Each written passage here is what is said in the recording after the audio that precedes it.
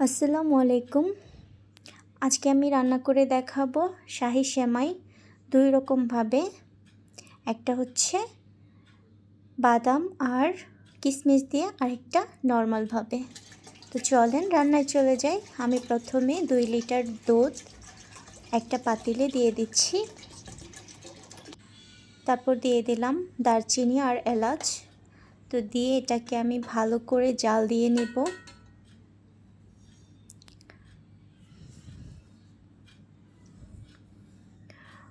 তারপর আমি এখন চিনি দিয়ে দেব পরিমাণ মতো।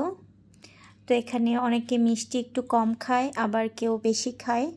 তো যার যার পছন্দ অনুযায়ী চিনিটা অ্যাড করতে হবে।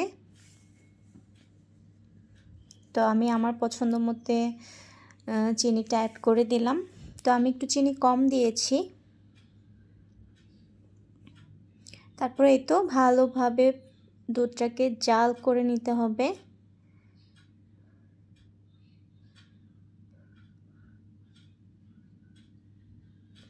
দুধ জাল হয়ে গেলে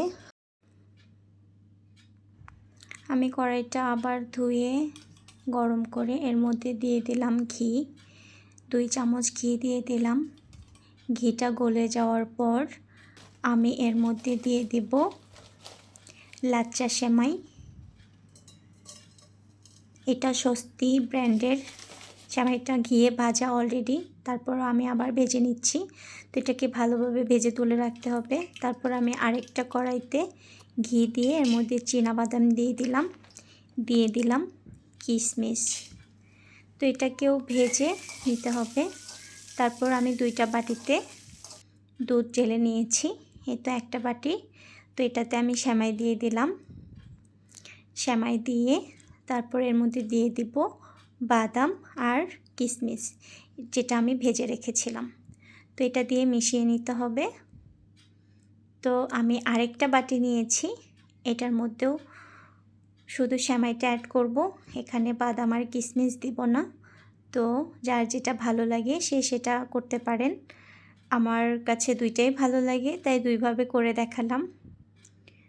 তো এটা যেরকম দুধটা বেশি মনে হচ্ছে, আসলে ঠান্ডা হওয়ার পরে ঘন হয়ে যাবে।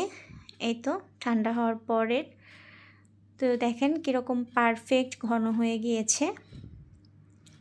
সবাই এভাবে ট্রাই করতে পারেন। সবাই ভালো থাকবেন, সুস্থ থাকবেন।